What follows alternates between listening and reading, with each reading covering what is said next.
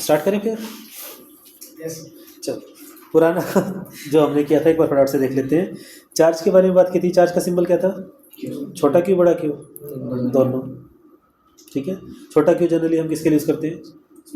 कम charge के लिए। बड़ा क्यू ज़्यादा चार्ज के लिए। वैसे क्यू कहाँ के यूज़ कर रहे थे हम? हीट के लिए भी यूज़ कर रहे थे, ठीक है ना। तो ये पुरानी बातें हैं जो अपने को। अच्छा, क्यू की यूनिट क्या थी? कूलम। छोटी यूनिट क्या थी?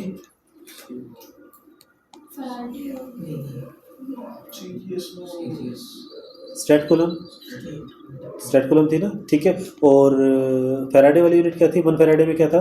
96500। याद तो है, तो है जूल लिख दिया मैंने, कूलम आएगा। अच्छा, 1 फैराडे निकालते कैसे थे? किसको किससे मल्टीप्लाई करते थे?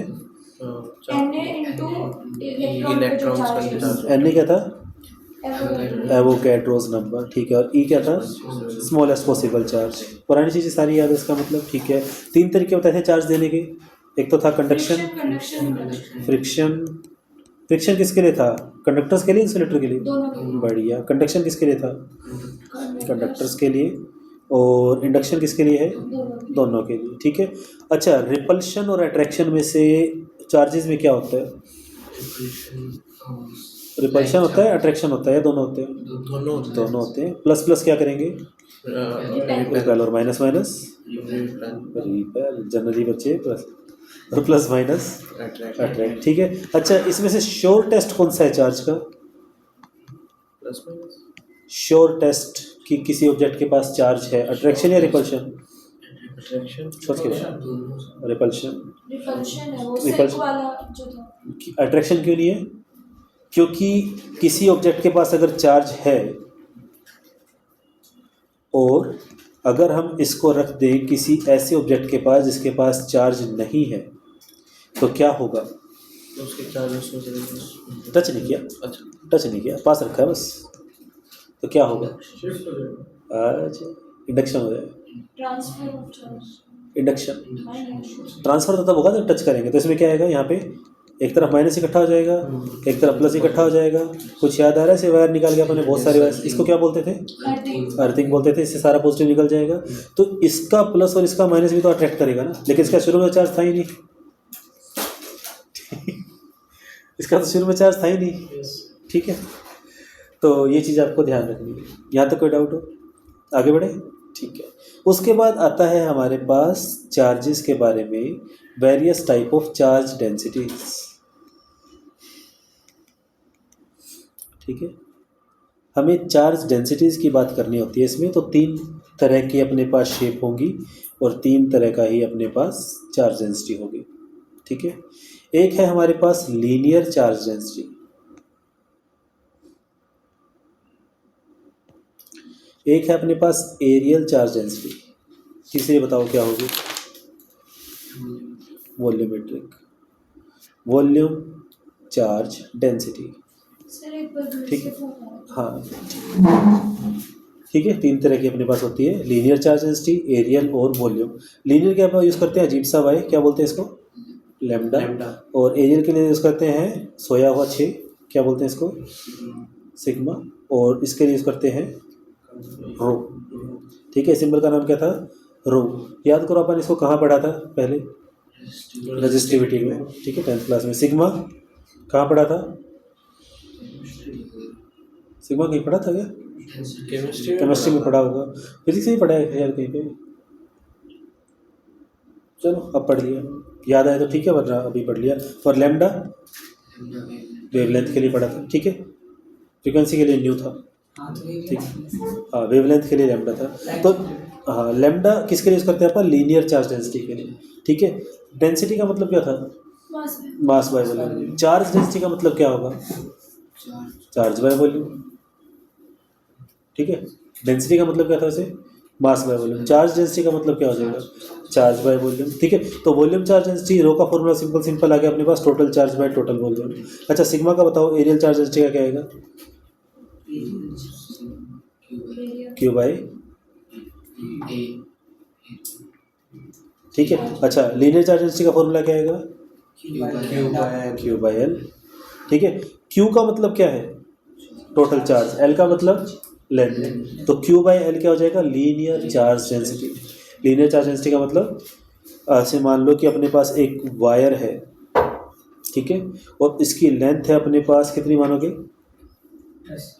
10 सेंटीमीटर मान लेते हैं, ठीक है। ए से लेके बी तक एक वायर है, इसकी लेंथ है 10 सेंटीमीटर, और अपन इसको चार्ज दे दिया, कितना दे दिया, मान लेते हैं अपन ने इसको दे दिया 10 माइक्रोकूलम चार्ज दे दिया, 10 तो रहने देते हैं, अब इसको देते हैं 100 माइक्रोकूलम चार्ज। तो क्या आप इसकी मुझे लीनियर चार्ज डेंसिटी बता सकते हो? सारी उठपटांग वैल्यू लिए मैंने, ठीक है। तो आंसर क्या आएगा, lambda is equals to Q by L. Q क्या होगा, 100 होगा पक्का ना, चेंज करना माइक्रो के कूलम बनाएंगे, डिवाइड में 10 सेंटीमीटर का 10/100 यानी 1/10। ये 10 ऊपर जाएगा तो 1/10 ऊपर जाएगा तो क्या हो जाएगा, मल्टीप्लाई हो जाएगा ना। तो ये आ गया 1000 इंटू 10⁻⁻6 कूलम पर मीटर। 10 की पावर, इसको क्या लिख सकते हैं हम, 10⁻³ लिख सकते हैं क्या, या +3 लिख सकते हैं, +3 लिखेंगे। 10⁻³ इंटू 10⁻⁻6 कितना हो गया, 10⁻³ कूलम पर मीटर। ये इसकी लीनियर चार्ज डेंसिटी आ गई, ठीक है। क्या इसी तरह से आप इसका बता सकते हो मुझे, ये अपने पास एक क्या माने इसको, सरफेस रोम्बस मान लो, ठीक है, जिसकी सारी की सारी साइड कितनी है, 5 सेंटीमीटर, और आपने इसको चार्ज दे दिया 1 फैराडे। बताओ इसकी लीनियर चार्ज डेंसिटी क्या होगी? तो आंसर इसकी लीनियर तो नहीं होगी, एरियल होगी। क्या निकाल सकते हो, क्या आएगा, क्यू बाय एस से रोम्बस का एरिया क्या होता है, ना ना ना, प्लस नहीं होता, प्लस नहीं होता, D1 इंटू D2 था, इसका क्या था, half into D1 into D2। क्या हमें D1 की वैल्यू पता है, डायगनल कहाँ पता है, साइड की वैल्यू पता है मेरे को, ठीक है, हाँ 90 डिग्री का है, रोम्बस है, ठीक है। तो कैसे करें इसको,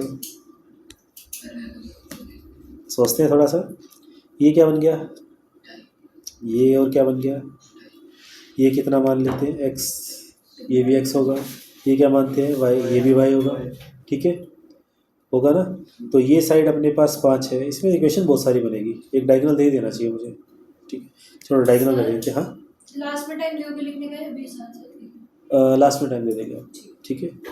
इसे अंदर हम एक डायगोनल रख लेते हैं, इसका एक डायगोनल है 5 के अकॉर्डिंग 8 सेंटीमीटर, ठीक है।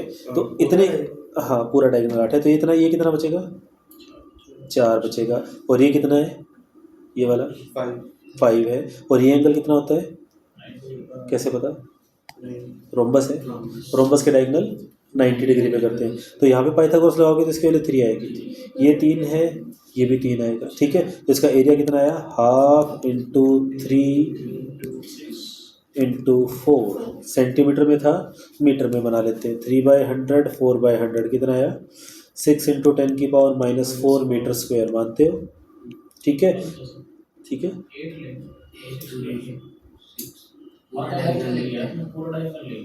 हाँ ये भी सही है, इसको 2 से मल्टीप्लाई कर दो या 4 से करें, इसकी जगह 6 आएगा, इसकी जगह 8 आएगा, ये कह रहे हो ना, तो कितना आएगा, 2 कॉमन ले सकते हैं मल्टीप्लाई के अंदर, कितना आएगा ये 4, 24 आएगा, 24 आएगा, ये इसका एरिया आ गया, ठीक है। तो इसकी बताओ सिग्मा की वैल्यू क्या आएगी, Q बाई ए, Q कितना है, 1 फराडे, तो 24 इंटू 10⁻⁻4 कूलम पर मीटर स्क्वायर, ठीक है। तो ये इसका एरिया निकाल दिया ना अपन ने, half into D1 into D2। ये इतना हिस्सा 4 आया था अपने पास, ये इतना हिस्सा 3 आया था, तो पूरा डायगोनल तो 6 हो गया ना, ठीक है। क्या ये चीज़ पता लगी, चार्ज डेंसिटी के बारे में पता लगा, ठीक है। क्या वॉल्यूम वाले का भी एग्जांपल लेने की जरूरत है, समझ गए पक्का। मान लो अपने पास एक छोटा सा स्फीयर है, जिसका रेडियस है 5 सेंटीमीटर, और इसको अपन ने चार्ज दे दिया 1 कूलम चार्ज दे दिया, क्या चार्ज डेंसिटी निकाल सकते हैं, वॉल्यूम निकालेंगे, हाँ Q/4/3πr³ निकल जाएगा। तो इस तरह से हम चार्ज डेंसिटी को समझ पाते हैं। क्या बात क्लियर हुई? चार्ज डेंसिटी कितने टाइप की, 3 टाइप की, लीनियर, एरियल, वॉल्यूमेट्रिक या वॉल्यूम। ठीक है, सिंबल सबके लैम्डा सिग्मा रो, इनकी अपने को जरूरत पड़ने वाली है। आगे बढ़े, चलिए आगे बढ़ते हैं। नेक्स्ट अपने पास जो इसमें आता है वो आता है कूलम्स लॉ।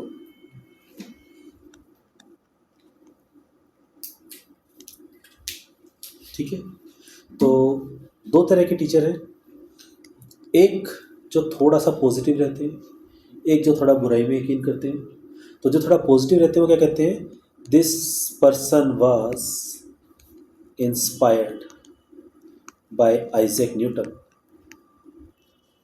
और जो चुगली वाले हैं वो क्या कहते हैं, दिस पर्सन कॉपीड न्यूटन, उसने न्यूटन को कॉपी कर लिया। तो अपने को उससे कोई फ़र्क नहीं पड़ता, कोई कुछ भी कहे। कूलम्स लॉ में आपको क्या ध्यान रखना है, याद करो Newton's law of gravitation. Newton law of gravitation क्या था, F is equals to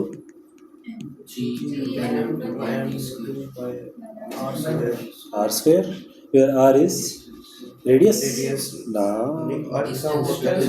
distance between centre, r was distance between centres, what was G, Gravitational universal gravitational constant, यही था। व्हाट वाज m1 m2 मास, यही है। ठीक है, अब हम किसकी स्टडी कर रहे हैं, चार्ज की स्टडी कर रहे हैं। तो चार्जेस के बीच में फोर्स क्या आएगा, F इज इक्वल्स टू जी, जी तो उसके लिए था, कुछ और कांस्टेंट ले लेते हैं, मान लो K, मास की जगह क्या आएगा Q1 Q2 divided by R square. ये है न्यूटन्स कूलम्स लॉ। ठीक है, K Q1 Q2 by R square. Plus minus क्या बताते हैं अपने को, डायरेक्शन या साइन, नेचर ऑफ चार्ज। ठीक है, तो जब भी आप ये फॉर्मूला लगाओगे तो we will not put the value of Q1 and Q2 with sign. आपको इनकी वैल्यू को साइन के साथ नहीं रखना। ठीक है, क्या, हाँ इसको हमेशा आपने को प्लस का साइन ही लेना है दोनों में, Q1 Q2 में। ठीक है, अगर मैं कहता हूँ कि एक चार्ज है प्लस का 5 कूलम, दूसरा चार्ज है माइनस का 5 कूलम, और दोनों है 2 मीटर दूर, तो फोर्स कितना आएगा, K इंटू 5 बाई 2 का स्क्वायर, तो 25/4 K। एक प्लस है एक माइनस है तो क्या करेंगे, अट्रैक्ट करेंगे। समझ रहे हो, पक्का, दोनों प्लस आ जाए तो अट्रैक्ट की जगह क्या वर्ड आ जाएगा, रिपेल करेंगे। प्लस माइनस नहीं लेते। ठीक है, चार्ज कितने टाइप के थे, दो, मास टाइप्स के नहीं होते, याद है कल जो हमने किया था। तो ये है न्यूटन्स लॉ ऑफ ग्रेविटेशन के साथ जो उससे इंस्पायर होकर लिया गया है, कूलम्स लॉ ऑफ इलेक्ट्रोस्टैटिक। तो इसकी डेफिनेशन क्या होगी, the force two charges attract or repel each other, that force is directly proportional to product of charges, that force is inversely proportional to distance between the distance between them, combining 1 and 2, force proportional to Q1 Q2 by R square। ठीक है, ये वाला हटती है तो क्या आता है, कांस्टेंट आता है, उस कांस्टेंट का नाम क्या रखा, छोटा K Q1 Q2 by R square। इस K को क्या बोलते हैं, कूलम्स कांस्टेंट। ठीक है, और ये किस पे डिपेंड करता है, ये डिपेंड करता है मीडियम पे, ये मीडियम पे डिपेंड करता है। क्या ग्रेविटेशन का लॉ मीडियम पे डिपेंड करता है, फॉर्मूले को देखो, क्या इसमें कहीं पर भी कोई ऐसी टर्म है जो मीडियम के ऊपर डिपेंड कर रही हो, नहीं। तो ग्रेविटेशन का फोर्स मीडियम पे डिपेंड नहीं करता, लेकिन ये वाला डिपेंड करता है। ठीक है, अब अगर मैं आपको इसको थोड़ा सा ये सोचें कि हमें इस चैप्टर को 2 महीने तक चलाना है, तो इसके अंदर मैं क्या करूँगा इसमें कि इसने कॉलम ने क्या किया, एक चार्ज को रखा, एक दूसरे चार्ज को रखा, इसने देखा कि ये इधर चला गया, रिपेल करते हैं, ये इधर चला गया। ठीक है, फिर इसने इसको फिक्स कर दिया, इसने इसको देखा, इसने देखा कि इधर चला गया। ठीक है, फिर इसने क्या किया कि इस चार्ज को 2 रखा, इस चार्ज को 4 रखा, तब फोर्स लगा। फिर इसने इस चार्ज को 4 कर दिया, इस चार्ज को 2 कर दिया, फोर्स लगा। इस केस में दोनों के दोनों वो थे, इक्वल थे। तो ये सारी की सारी बेवजह की कहानियाँ हैं, इसमें आप टाइम वेस्ट ना करें तो ठीक है। ठीक है, सिंपल सी बात क्या है कि 2 चार्जेस के बीच में फोर्स लगता है और वो इतना होता है। Is this okay.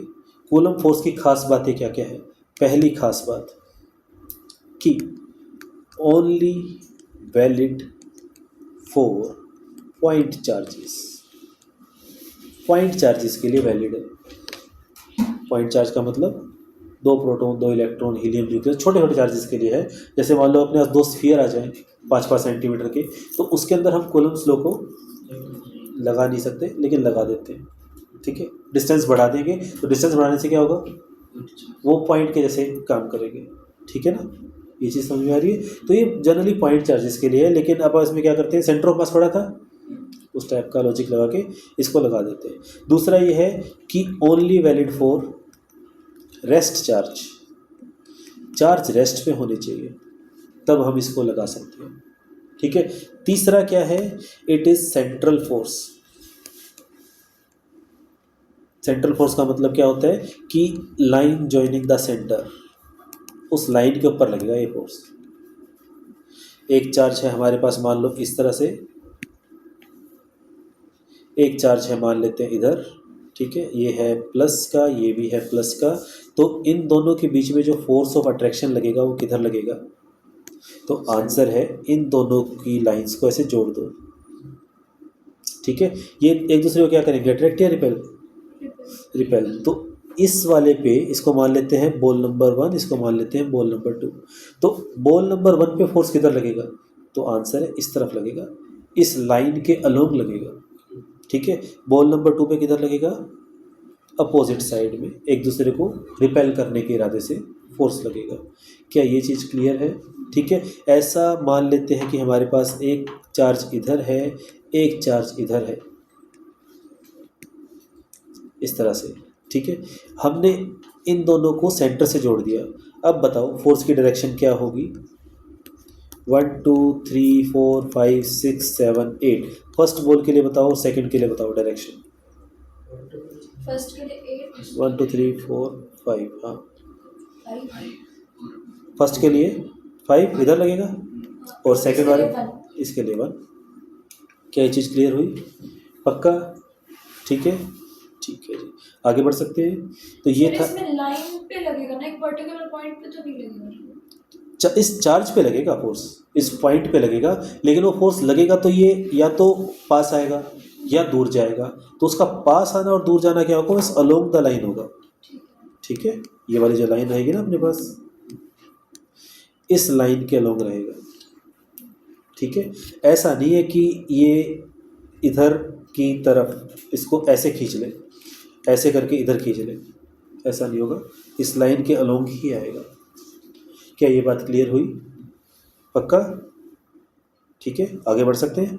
ठीक है, उसके बाद हाँ सेंट्रल फोर्स है, लाइन जॉइनिंग द ये है, और उसके बाद ये है कि ये जो है कंजर्वेटिव फोर्स है, it is a conservative force. Conservative force क्या होते हैं, क्या होते हैं, पाथ पे डिपेंड नहीं करते। ठीक है, इसका जो वर्क डन है वो पाथ के ऊपर डिपेंड नहीं करेगा, work done is path independent. क्या ये चीज़ क्लियर हुई। ठीक है, तो ये था अपने पास कूलम्ब्स लॉ। कूलम्ब्स लॉ का फॉर्मूला बताओ फटाफट से, F is to K∗1Q2/R²। What is K, Coulomb's constant. किस पे डिपेंड करता है, मीडियम पे डिपेंड करता है। ठीक है, जब एक्सपेरिमेंट्स हुए तो इन्होंने कहा कि K की वैल्यू लिख लो भाई वैक्यूम के लिए, 9 × 10⁹। ठीक है, ये इसकी वैल्यू है। जैसे कैपिटल G की थी 6.67 × 10⁻⁻11, लेकिन ये वैक्यूम के लिए इसकी वैल्यू है। मीडियम चेंज तो वैल्यू चेंज। ठीक है, फिर कहा कि भाई कुछ और बताओ K के बारे में, तो उन्होंने कहा कि K का फॉर्मूला लिख लो, वो होता है 1/4πε0। 1 सबको पता है, 1/4πε0। इस सिंबल को बोलते हैं एप्सिलॉन, इसको परमिटिविटी भी तो बोलते हैं, इस सिंबल को बोलते हैं एप्सिलॉन। ठीक है, और इस टर्म को बोलते हैं permittivity of free space. Free space का मतलब वैक्यूम। परमिटिविटी का मतलब क्या होगा, जो परमिट करे। क्या परमिट करे, इलेक्ट्रिक फोर्स लगाना, कितना फोर्स लगेगा वो परमिट करे, उसको क्या बोलते हैं, परमिटिविटी ऑफ फ्री स्पेस। अलग अलग चीज़ों की परमिटिविटी अलग अलग होती है। क्या ये बात क्लियर है? पक्का? तो के की वैल्यू क्या है? 9 इंटू 10⁹ के का फॉर्मूला क्या है? 1/4 pi epsilon naught. Epsilon not क्या होता है? जीरो का मतलब एप्सिलॉन नोट, ठीक है। सिर्फ एप्सिलॉन क्या हो जाएगा? ये भी एक सिंबल है, एप्सिलॉन नोट, पाई नोट, के नोट, फाई नोट। ये सुने सुना है क्या? सिर्फ एक नोटेशन है, आपको सिर्फ याद रखना है कि वैक्यूम की बात चल रही है तो एप्सिलॉन के साथ नीचे जीरो लग जाएगी, छोटी सी, ठीक है। इतनी छोटी जीरो भी ना हो कि वो पॉइंट लगे, जीरो दिखनी चाहिए। Epsilon not is permittivity of free space. कितनी परमिशन है फोर्स लगने की? कौन सा force? Electrostatic force. Electrostatic force किसने बताया? कूलम ने बताया। किससे इंस्पायर होके? ठीक है, ये सब अपने को उसकी जरूरत नहीं है किससे इंस्पायर हुआ। अच्छा, के की यूनिट बता दो मुझे, के की यूनिट क्या होगी? फोर्स की यूनिट क्या होगी? न्यूटन होगी, ठीक है। उसी तरह से Q1 Q2 क्या है? चार्ज है, इसकी यूनिट क्या होगी? कूलम होगी। उसी तरह से R क्या है? डिस्टेंस है ना, तो इसकी यूनिट क्या होगी? मीटर होगी। तो उसी तरह से K की भी तो कुछ ना कुछ यूनिट होनी चाहिए ना, तो K की यूनिट क्या होगी? पुट करके भी तो निकाल सकते हैं। वही तो, मैं ये थोड़ा कह रहा हूँ कि बताओ तुमने कहीं ना कहीं पढ़ रखी है तो क्या होगी, मैं कह रहा हूँ कि निकाल के बताओ क्या होगी। Newton metre square by coulomb. बढ़िया। फॉर्मूला क्या था? F = के Q1 Q2 by are square. तो जिसकी यूनिट निकालनी होती है उसका पहले हम फॉर्मूला निकालते हैं। के का फॉर्मूला क्या बना? FR² by Q1 Q2। F की unit newton, R square metre square, divide में पहले वाले Q1 की यूनिट कूलम, दूसरे वाले की कूलम, तो इसकी यूनिट क्या बन गई? न्यूटन मीटर स्क्वेयर पर कूलम स्क्वेयर। क्या ये बात समझ में आती है? ठीक है। अच्छा, के का फॉर्मूला क्या था? के = 1/4 पाई एप्सिलॉन नॉट। तो क्रॉस मल्टीप्लाई करके एप्सिलॉन नॉट का फॉर्मूला बताओ। 1/4 पाई के एफ के का फॉर्मूला है ना, सिर्फ के की बात कर रहे हैं, समझ गए? तो ये फॉर्मूला होगा। अच्छा, 1 की वैल्यू पता है? तो 1 तो 1 ही है। 4 की वैल्यू, पाई की वैल्यू 3.14 या 22/7। के की वैल्यू 9 इंटू 10⁹9। क्या हम इस बला को सॉल्व कर सकते हैं? सॉल्व करके क्या आता है अपने पास? 8.82 इंटू 10⁻⁻12। ठीक है, चाहो तो सोल्व कर लो, चाहो तो छोड़ दो, याद रखो इस वैल्यू को बस, ठीक है। एप्सिलॉन नॉट की वैल्यू क्या है? 8.82 इंटू 10⁻⁻12। क्या ये चीज़ याद रहेगी? एप्सिलॉन नॉट कोई ना कोई क्वांटिटी तो है। क्या थी ये quantity? Permittivity, permittivity of free space, permittivity of free space, ठीक है। कोई ना कोई क्वांटिटी है। क्या बताती है ये? कितना फोर्स अलाउड है, वो मीडियम कितना फोर्स अलाउड कर रहा है। सबसे ज़्यादा फोर्स किस में लगता है? वैक्यूम में। कोई मीडियम आ जाएगा तो फोर्स कम होगा, हमेशा फोर्स कम होता है, ठीक है। क्या चीज़ याद रहेगी? ठीक है। अच्छा, इसकी कुछ ना कुछ यूनिट होनी चाहिए एप्सिलॉन नॉट की। एप्सिलॉन नॉट की यूनिट होनी चाहिए। क्या यूनिट होगी?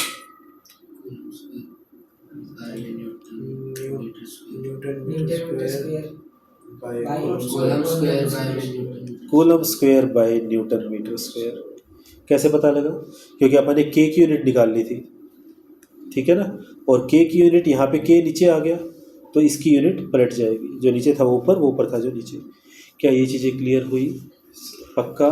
तो फोर्स जो है, इलेक्ट्रोस्टैटिक फोर्स, किन दो पार्टिकल्स के बीच में लगता है? चार्ज पार्टिकल्स के बीच में चार्ज होना चाहिए। मास के बीच में कूलम फोर्स लग सकता है? नहीं लग सकता। मास के बीच में कौन सा लगता है? Gravitational force. ग्रेविटेशनल फोर्स और कूलम फोर्स में से स्ट्रॉन्ग कौन है? काश ऐसा होता, कूलम फोर्स है, ठीक है। क्यों है उसको देखो। ग्रेविटेशनल फोर्स का फॉर्मूला बोलना, Gm1m2/r²। इलेक्ट्रोस्टैटिक फोर्स का बोलना K(Q1Q2/r²। मान लो m1 की वैल्यू है 1 किलो, m2 की वैल्यू है 1 किलो, रेडियस है 1 मीटर, डिस्टेंस है 1 मीटर। ठीक है। उसी तरह से मान लो Q1 की वैल्यू है 1 कूलम, Q2 की वैल्यू है 1 कूलम, डिस्टेंस की वैल्यू है 1 मीटर। तो जब ये सब 1 होगा तो फोर्स ऑफ ग्रेविटी की वैल्यू क्या आएगी? जी की वैल्यू क्या थी? 6.6 इंटू 10 की पावर -11। जब ये सब 1 होगा तो इसकी इलेक्ट्रोस्टैटिक की वैल्यू क्या आएगी? के की वैल्यू क्या है? 9 इंटू 10 की पावर 9। बताओ स्ट्रॉन्ग कौन है? 10 की पावर 9 बड़ा है, 10 की पावर -11 बड़ा है? 11 बड़ा नहीं है, माइनस का साइन आ गया। ठीक है। अगर आपसे कोई कहे कि हमारे पास 2 इलेक्ट्रॉन्स हैं, ठीक है, या 2 प्रोटॉन्स है, क्या इलेक्ट्रॉन का मास होता है? कितना था? क्या प्रोटॉन का मास होता है? कितना? अरे कुछ तो बताओ, लास्ट क्लास में बात की थी ना इसके बारे में। ठीक है, अच्छा ये है। अच्छा जी, अगर इसमें मास है तो क्या ये दोनों प्रोटॉन मान लेते हैं, अपने पास 2 प्रोटॉन है, एक प्रोटॉन यहाँ पर है, एक प्रोटॉन यहाँ पर है, दोनों के पास मास है, तो क्या ये दोनों एक दूसरे को फोर्स ऑफ ग्रेविटी कैसे अट्रैक्ट करेंगे? फोर्स ऑफ ग्रेविटी दोनों पॉजिटिव है, क्या फोर्स ऑफ ग्रेविटी कैसे अट्रैक्ट करेंगे? यस। क्या? क्योंकि मास है। क्या ये दोनों इलेक्ट्रोस्टैटिक फोर्स के से एक दूसरे को रिपेल करेंगे? हाँ, क्यों? क्योंकि दोनों के पास चार्ज है। हमें क्या दिखता है? अट्रैक्शन दिखता है, रिपल्शन दिखता है? रिपल्शन दिखता है। हमें क्या दिखता है? जिसका फोर्स ज़्यादा होगा, जिसका फोर्स कम होगा? ठीक है, क्लास में किया है ना सर, उसने मुझे मारा। ठीक है, बोले सर पहले से नहीं मारा था, बोले देखा तो मैंने तुम्हें। छोटे बच्चे करते हैं, छोड़ो। तो जनरली क्या है कि अगर हमारे पास फोर्स की वैल्यू ज़्यादा है, उस फोर्स का इफेक्ट आएगा। ठीक है, अगर आपसे कोई कहे कि बताओ कि फोर्स ऑफ इलेक्ट्रोस्टैटिक और फोर्स ऑफ ग्रेविटेशन, इनको कंपेयर करो, कितना आएगा? तो प्रोटॉन के लिए कर लेते हैं एक बार। ठीक है, तो प्रोटॉन्स के लिए फोर्स ऑफ इलेक्ट्रोस्टैटिक क्या होगा? के Q1 यही होगा, Q2 divided by R²। Distance को मान लेते हैं आप 1, कंपेयर कर रहे हैं तो divided by force of gravity क्या होगा? G M1 M2 by R²। ये होगा, कुछ कट रहा है? 1.6 से 1.6 से 1.6 से 1.6। ठीक है, यही है पक्का? ठीक है, इसको एक काम करते हैं, एक बार 6 मान लेते हैं कैलकुलेशन आसान करने के लिए। अपने को लगभग आंसर चाहिए, तो यहाँ से कट के कितना आएगा? यहाँ पे 3, सॉरी यहाँ पे 2, यहाँ पे 3। 10 की पावर 9, 10 की पावर -19 कितना हो गया? -38। तो ये हो गया, ठीक है, -38 हो गया, +9 -27। तो ये कितना आया? 3 इंटू 10 की पावर -27, लगभग इतना ही आएगा। ठीक है, यहाँ पे बताओ -11 -27 -27 -27 माइनस का 54, ये लो खुश रहो। -27 -27 -54 -54 -11 65। तो ये कितना आ गया? 2 इंटू 10 की पावर -65। ये वाला ऊपर जाएगी तो क्या हो जाएगी? ऐड हो जाएगी।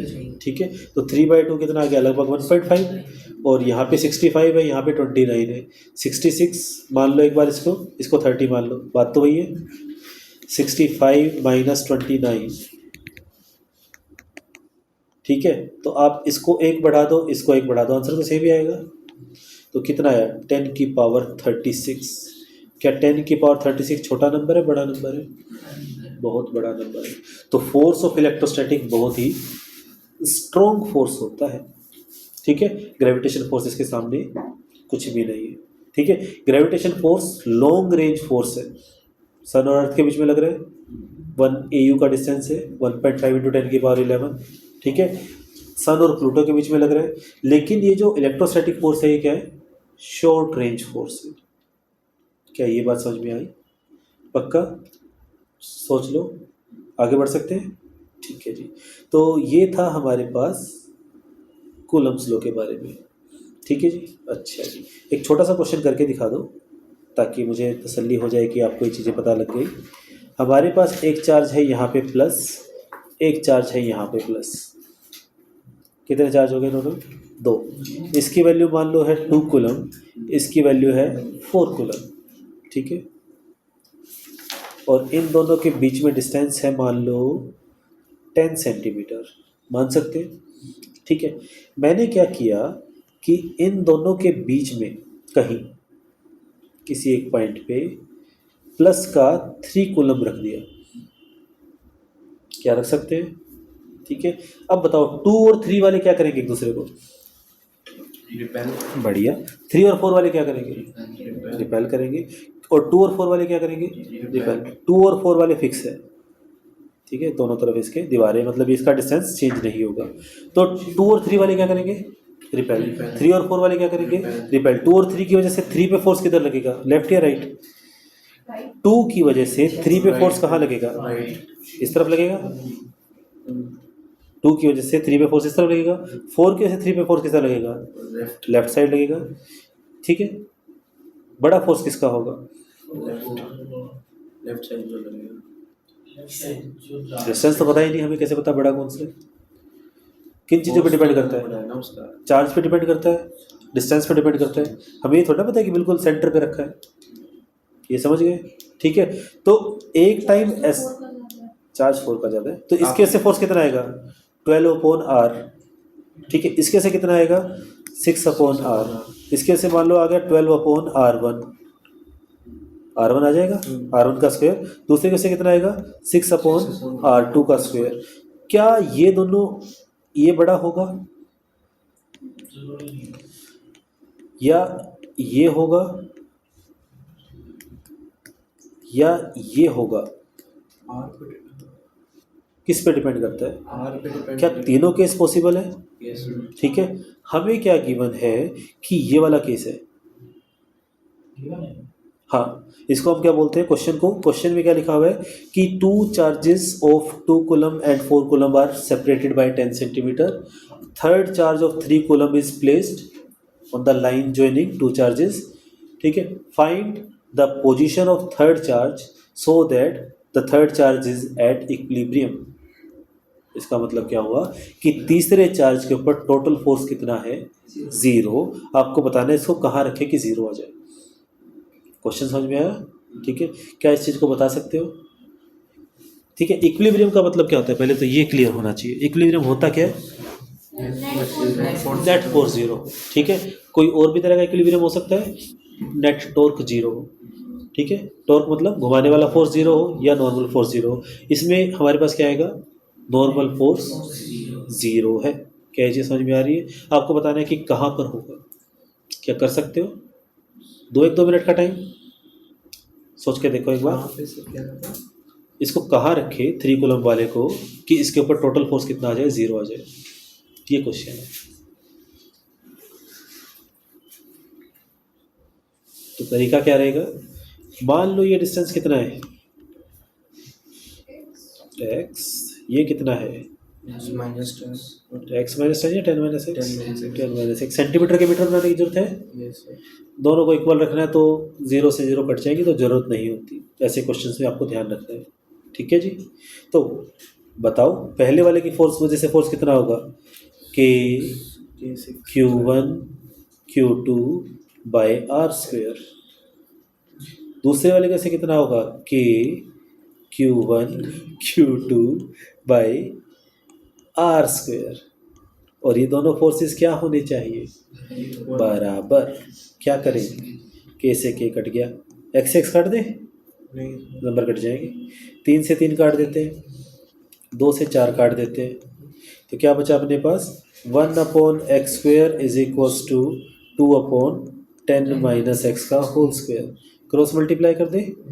10 माइनस x का whole square divided by x² is equals to 2। क्या मैं इसको ऐसे लिख सकता हूँ? 10 माइनस x/x का होल स्क्वायर। हाँ या ना? 2 का स्क्वायर अपॉन 3 का स्क्वायर को ऐसे लिख सकते हैं ना, 2/3 का होल स्क्वायर। क्या बोलते हैं इसको? पावर सेम हो तो बेस मल्टीप्लाई या डिवाइड हो जाते हैं। यही है। अच्छा, यहाँ से स्क्वायर हटेगा तो क्या होगा, ये स्क्वायर हटेगा तो क्या होगा, root 10 minus x upon x is equals to √2। अब क्या करें, क्रॉस मल्टीप्लाई, कितना आएगा, √2x is equals to 10 minus x, ये x उधर जाएगा तो क्या हो जाएगा, plus √2x plus x is equals to 10। कुछ कॉमन आ रहा है इसमें से, x कॉमन आ रहा है, क्या बचा, √2 प्लस 1 इज इक्वल्स टू 10। तो ये वाला उधर जाएगी तो क्या हो जाएगा, 10 अपॉन √2 प्लस 1। आंसर किस में आएगा, सेंटीमीटर में ही आएगा। क्या ये चीज़ समझ में आई? ठीक है। अगर आपको ऑप्शंस में ऐसा आंसर ना मिले तो हम क्या करेंगे, रेशनलाइज कर देंगे। रेशनलाइज में क्या करते हैं, √2 माइनस 1 से मल्टीप्लाई, √2 माइनस 1 से डिवाइड, नीचे क्या बनेगा, √2 का स्क्वायर, ए स्क्वायर माइनस बी स्क्वायर बनता है, ठीक है। तो 2 माइनस 1 तो बनी हो गया, ऊपर क्या बना 10 √2 माइनस 1। √2 की वैल्यू क्या होती है, 1.4 ले लेते हैं सिर्फ, कितना आएगा ये, 10 इंटू 0.4 यानी कि 4 सेंटीमीटर। तो x क्या है, लगभग 4 सेंटीमीटर दूर होना चाहिए इससे। आई बात समझ में, मुश्किल तो नहीं लगा, आर यू श्योर? ठीक है। तो आज हमने क्या पढ़ा, 2 टॉपिक पढ़े। पहला पढ़ा हमने चार्ज डेंसिटीज़ के बारे में। चार्ज डेंसिटी क्या बताती है अपने को, charge per unit length, charge per unit area, volume. Symbol याद है सबके, लैम्डा सिग्मा रो, रो किसका था, वॉल्यूम का था, और सिग्मा एरिया का। फॉर्मूला क्या होगा सिग्मा के लिए, Q/A। कूलम्ब फोर्स कब लगता है, जब 2 चार्ज पार्टिकल हो। शॉर्ट रेंज फोर्स है, लॉन्ग रेंज फोर्स है, शॉर्ट रेंज। इसकी लिमिटेशन क्या है, क्या मूविंग चार्ज पे लगेगा, नहीं, स्टैटिक, ठीक है। रेस्ट चार्ज के लिए वैलिड है और पॉइंट चार्ज के लिए वैलिड है। किस टाइप का फोर्स है ये, कंजर्वेटिव। क्या चीज़ें समझ में आ रही है? ठीक है जी। तो कहाँ गया, कल हमने किया था ना बैलून वाला, ठीक है।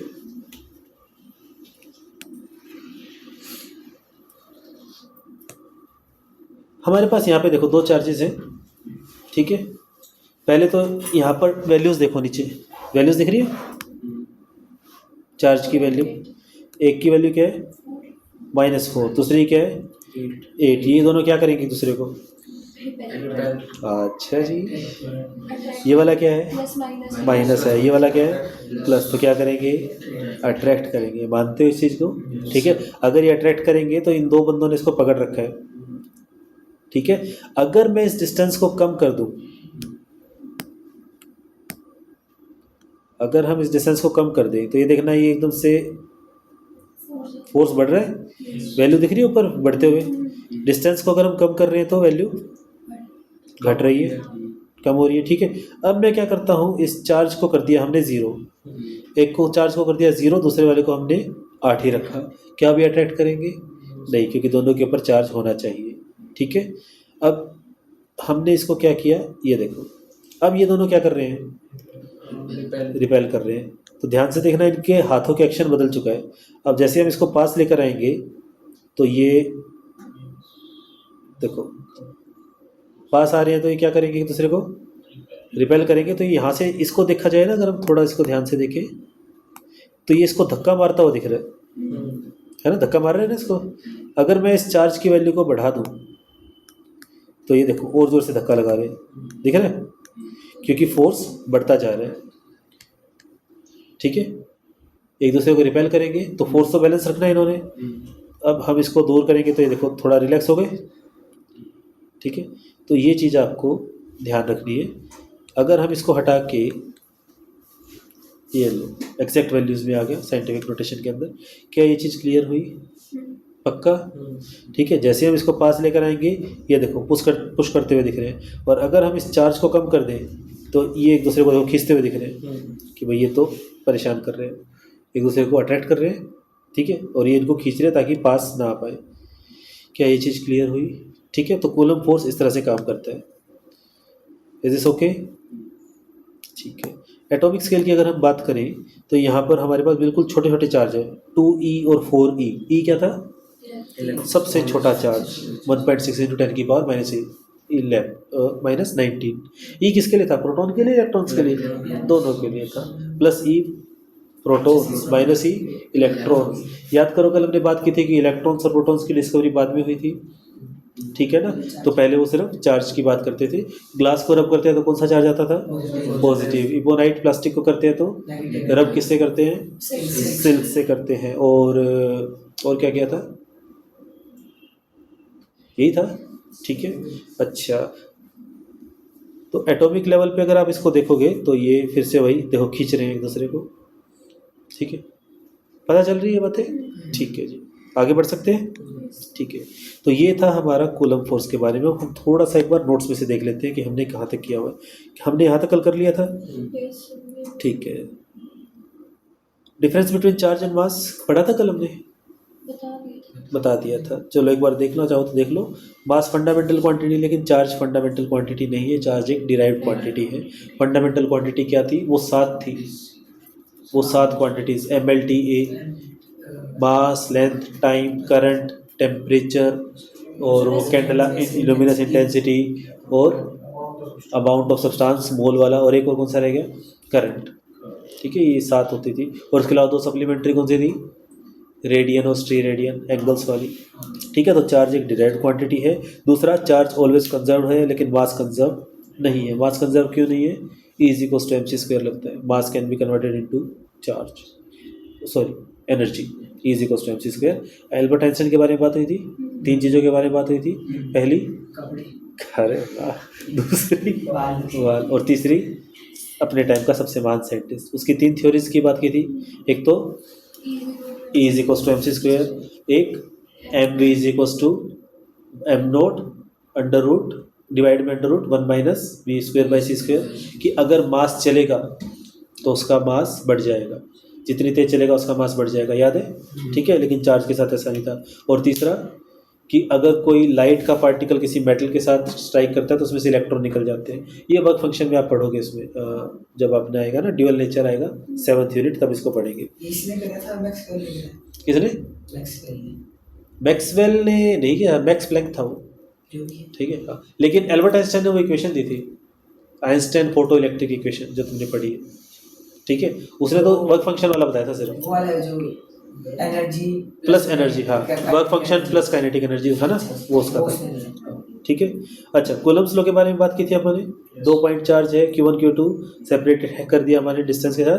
दोनों एक दूसरे को रिपेल करेंगे अगर लाइक चार्ज है, और अट्रैक्ट करेंगे अगर अनलाइक चार्ज है। बेसिक सी बातें। और क्या लिखेंगे, directly proportional to the product of charge, जो फोर्स है। यही चीज़ें थी। Coulomb constant 1/4πε0, permittivity of free space, value याद रहेगी।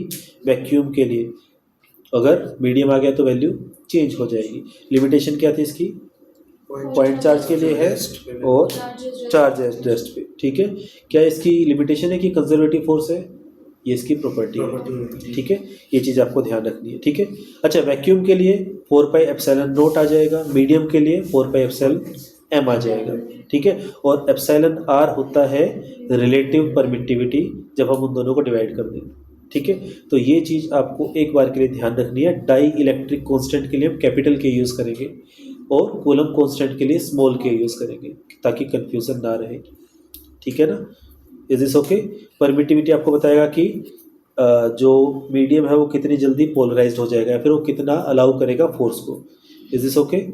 इस पेज पे एक बार आप देख लो, अगर कोई भी डाउट आता है तो। ये थोड़ी सी अलग चीज़ है। Dielectric constant relative permittivity को बोलते हैं, ठीक है, एक बार के लिए। इसके बाद हम डाई इलेक्ट्रिक कांस्टेंट को फिर से अच्छे से पढ़ेंगे जब हम कैपेसिटर की बात करेंगे, ठीक है। उस टाइम और डिटेल में आएगा ये। अभी एक बार के लिए आपको क्या ध्यान रखना है, रिलेटिव परमिटिविटी, यानी कि किसी भी मीडियम को हम वैक्यूम के साथ कंपेयर करें कि वैक्यूम के कंपैरिजन में वो कितना अलाउ करता है फोर्स को, ठीक है। अभी के लिए एक बार आपको ये ध्यान रखना है, ठीक है। वैल्यूज़ यही थी, 8.8 लिखी थी मैंने, 8.85 लिखी थी वहाँ पे, 8.8, हाँ, एक डिजिट और आगे लिख दिया इसमें, 8.85, ठीक है, ओके। अच्छा, छोटा के कूलम कांस्टेंट, बड़ा के डाइलेक्ट्रिक कांस्टेंट। डाइलेक्ट्रिक कांस्टेंट एक डायमेंशनलेस क्वांटिटी है, इसका ध्यान रखना है। डाइलेक्ट्रिक कांस्टेंट यानी कि रिलेटिव परमिटिविटी, ठीक है। इलेक्ट्रोस्टैटिक फोर्स की प्रॉपर्टीज जो अपन ने बात की थी, कंजर्वेटिव है नेचर में, ठीक है, यानी कि इसका वर्क डन क्या होगा, पाथ इंडिपेंडेंट होगा। सर्कुलर पाथ में वर्क डन कितना होगा? 0 होगा, क्योंकि सर्कुलर पाथ में डिस्प्लेसमेंट कितना होता है? 0 होता है। ठीक है, सेंट्रल फोर्स का मतलब उस लाइन पे, दोनों के सेंटर को जोड़ दो उस लाइन पे लगेगा। Follow inverse square law, radius one by are square. R क्या था? Distance between their centre. Inverse square law का मतलब होता है कि जिसमें डिवाइड में 1 आर स्क्वायर आ जाए। ठीक है, इसमें अपने पास दो है मेन, तो एक ग्रेविटेशनल लो और एक इलेक्ट्रोस्टैटिक वाला। ठीक है, अच्छा इसको वेक्टर फॉर्म में भी लिख सकते हैं, फोर्स है तो वेक्टर फॉर्म में लिख सकते हैं। तो ये इसका वेक्टर फॉर्म का छोटा सा नोटेशन है। किसी स्टेप में आपको कोई डाउट लगता है तो एक बार मुझे बता देना। ठीक है, ध्यान से देखो, हमारे जितने भी क्वेश्चन है वो स्केलर फॉर्म से ही होंगे, वेक्टर फॉर्म से हमें क्वेश्चन करने की जरूरत नहीं पड़ेगी। बट पेपर में 3 मार्क्स का आ सकता है कि राइट कॉलम्स लो इन वेक्टर फॉर्म, बोर्ड के एग्जाम में, तो ये आपको पता होना चाहिए। ठीक है, Q1 और Q2 क्या है? दो लाइक चार्ज है। ठीक है, लाइक चार्ज है इसलिए अपन ने प्लस माइनस नहीं लिखा। ठीक है, तो फोर्स लगेगा Q2 पे, किधर? नीचे की तरफ दिख रही है फोर्स की डायरेक्शन। F12 का मतलब क्या है? Force due to 1 on second. F21 का मतलब क्या है? Force due to second charge on first charge. ठीक है, तो F12 के लिए F12 की डायरेक्शन क्या होगी? R2 माइनस R1, ये वाली डायरेक्शन होगी उसके लिए। F12 की डायरेक्शन होगी अपने पास ये वाली। क्या हम इस डायरेक्शन को लिख सकते हैं? किसकी हेल्प से लिखेंगे? Triangle law of vector addition की हेल्प से। ये वाला एक ट्राइंगल ये बन रहा है, देखो R1 plus R is equals to R2। ठीक है, तो R की वैल्यू क्या आई? R2 minus R1। ठीक है, इस फोर्स की वजह से क्या होगा? इस तरफ इस डायरेक्शन क्या लिखेंगे? R1 minus R2। ठीक है, तो ये आपको ध्यान रखना है। सिंपल सी भाषा में याद आपको क्या रखना है कि अगर फोर्स की वैल्यू 1 2 है तो डायरेक्शन की वैल्यू 2 1 हो जाएगी, R2 माइनस R1। ठीक है, क्या इस चीज़ को याद रख सकते हैं? अच्छा, नीचे क्यूब क्यों आया? यहाँ देखो, यहाँ पे क्यूब है, यहाँ पे स्क्वायर लिखा है, यहाँ पे क्यूब है। गलती तो नहीं की मैंने कुछ लिखने में? ना ना ना ना, स्क्वायर आना चाहिए ना, क्यूब क्यों लिख दिया? गलती कर दी शायद मैंने कुछ। गलती थोड़ा ना करेंगे, नोट्स है तो। ठीक है, ये देखो यहाँ पे क्या है? आर कैप का मतलब क्या था? Unit vector. आर कैप का मतलब क्या था? Unit vector. यहाँ पर क्या है? पूरा वेक्टर। यहाँ पे क्या है? पूरा वेक्टर। तो मैंने यहाँ पे क्या किया है कि ये जो आर कैप होता है ना, इसको हम क्या लिख सकते हैं? R vector divided by R vector का मैग्नीट्यूड। आर कैप का मतलब क्या था? Unit vector along the direction of main vector, यही था। तो आर कैप क्या है? Unit vector. कौन सा यूनिट वेक्टर? जो आर की डायरेक्शन में है। तो मैंने यहाँ पे आर कैप को इस फॉर्म में लिखा है, मैग्नीट्यूड पूरा वेक्टर डिवाइडेड बाय मैग्नीट्यूड। क्या ये चीज़ समझ में आई? पक्का? दोबारा बताऊं? दोबारा सुनो एक बार। इस फॉर्मूले को हम बाद में क्या लिखेंगे? K Q1 Q2 upon R square. R cap को क्या लिखा हमने? R vector upon R vector का मैग्नीट्यूड। ठीक है, और मैग्नीट्यूड के लिए डंडे हटा देते हैं हम। तो बताओ, आर स्क्वेयर मल्टीप्लाई आर क्या हो गया? R cube. इसलिए यहाँ पे आर क्यूब आया है। क्या ये बात समझ में आई? Are you sure? पक्का? ठीक है, तो थोड़ा सा और करें या काफ़ी है? पक्का बताओ। ठीक है, एक आधा क्वेश्चन देख लेते हैं। जैसे ये क्वेश्चन अपने पास, दो चार्ज पार्टिकल हैं, उनको आपने पहले हवा में रखा। ठीक है, हवा में मतलब एयर का हम लगभग वैक्यूम भी मान के चलते हैं, उसका डाइलेक्ट्रिक कांस्टेंट या फिर परमिटिविटी उसके इक्वल ही होती है। एयर और वैक्यूम की ऑलमोस्ट इक्वल होती है। एयर के लिए उसकी वैल्यू है 1, जो डाइलेक्ट्रिक कांस्टेंट आएगा, सॉरी वैक्यूम के लिए 1 और एयर के लिए 1.0003, जैसे रिफ्रैक्टिव इंडेक्स में था ना, उसी टाइप से ऑलमोस्ट। तो दो चार्ज पार्टिकल आपने उसको एयर में रखा, उस टाइम उसका सेपरेशन कितना था? R, और फोर्स कितना लग रहा था? F। फिर आपने क्या किया? उन दोनों चार्ज पार्टिकल को रख दिया किसी एक मीडियम में। तो मीडियम में रखते फोर्स की वैल्यू सेम रहेगी, चेंज हो जाएगी? चेंज हो जाएगी, ऑफ कोर्स होनी चाहिए। तो ये कह रहे हैं कि कितना डिस्टेंस करें कि फोर्स उतना ही हो जाए। तो डिस्टेंस हमें सेम रखना पड़ेगा, चेंज करना पड़ेगा। जैसे मान लो कि जब वो हवा में था तो उसमें 10 न्यूटन फोर्स लग रहा था, जैसे आपने उसको पानी में रखा तो फोर्स कम हो जाएगा, ठीक है। सबसे मैक्सिमम फोर्स किस में होता है? वैक्यूम में, उससे कम एयर में, उससे कम कम होता जाएगा। तो वैसे आप वाटर में लेकर आए तो कितना हो जाएगा उसका डिस्टेंस, वो फोर्स 10 से कम हो जाएगा, मान लेते हैं 8 हो गया, तो 8 न्यूटन हो गया। हम क्या चाहते हैं कितना फोर्स हो जाए? 10 ही हो जाए। तो हमें उसको डिस्टेंस बढ़ाना पड़ेगा, घटाना पड़ेगा? बढ़ाना पड़ेगा, घटाना पड़ेगा? घटाना, यानी पास लेकर आएंगे। तो पूछ रहा है कि उसका डिस्टेंस अब कितना रखे। पहले डिस्टेंस कितना था? आर, अब कितना रखे? तो आंसर है आर से कम रखेंगे, ठीक है, ताकि फोर्स क्या आ जाए? इक्वल आ जाए। तो हम इसमें क्या करें, फॉर्मूला लगा देते हैं किसका? न्यूटन्स लॉ ऑफ ग्रेविटेशन, उसी से तो इंस्पायर है, ठीक है। तो सबसे पहले हम क्या करेंगे, हवा में कितना फोर्स आएगा? 2 चार्ज पार्टिकल है, के Q1 Q2 by R square, और के की वैल्यू क्या आएगी? 1/4 pi epsilon naught Q1 Q2 by R square, ये आएगी, ठीक है। मीडियम के लिए क्या आएगा? मीडियम में रखती है ना उसको, 1/4 pi epsilon m Q1 Q2 by R dash का स्क्वायर। पहले वाले में आर था, डिस्टेंस चेंज करेंगे, ठीक है। एप्सिलॉन m क्या हो जाएगा? तो ऊपर देखो, ऊपर का मतलब छत पे नहीं, यहाँ देखो, एप्सिलॉन m का फॉर्मूला क्या बनेगा? यहाँ से ये दिख रहा है, एप्सिलॉन m का फॉर्मूला क्या बनेगा? Epsilon naught into epsilon r। Epsilon m का फॉर्मूला क्या बनेगा? नहीं समझे? नहीं समझे? थोड़ा सा यहाँ से अगर हम इसको क्रॉस मल्टीप्लाई करेंगे तो क्या हमें एप्सिलॉन m का फॉर्मूला मिल जाएगा, ठीक है। तो दूसरे वाले में क्या बना? 1/4 epsilon naught epsilon m Q1 Q2 by R dash का स्क्वायर, ठीक है। तो अब मैं आपको इसका सॉल्यूशन दिखाता हूँ जिससे आपको उसका आइडिया हो जाएगा। क्या दोनों फोर्स इक्वल होने चाहिए, ठीक है। क्या ये चीज़ मैंने सही की है? दोनों फोर्स इक्वल रख दिए। पहले फोर्स को क्या रखा मैंने? K Q1 Q2 by R square. दूसरे डिस्टेंस को मान लिया मैंने d स्क्वायर। तो d की वैल्यू अपने को निकालनी है। एप्सिलॉन m क्या होगा? Epsilon naught into epsilon r, दिखा नीचे लिखा हुआ है, ठीक है। तो क्या हम इस वैल्यू को पुट करेंगे तो ये आएगा, ठीक है। क्रॉस मल्टीप्लाई करते ही हमारे पास d की वैल्यू आ गई r by under root epsilon r। इस तरह से हम इसके क्वेश्चंस को कर सकते हैं। बात समझ में आती है, ठीक है। तो कल हम कूलम्स लॉ को थोड़ा सा और आगे बढ़ाते हैं। सुपरपोजिशन प्रिंसिपल अपने को करना है और कुछ एक क्वेश्चंस करने हैं, ठीक है। उसके बाद फिर अपना ये कूलम्स लॉ तक हो जाएगा, फिर हम इलेक्ट्रिक फील्ड को शुरू करेंगे। यहाँ तक कोई डाउट?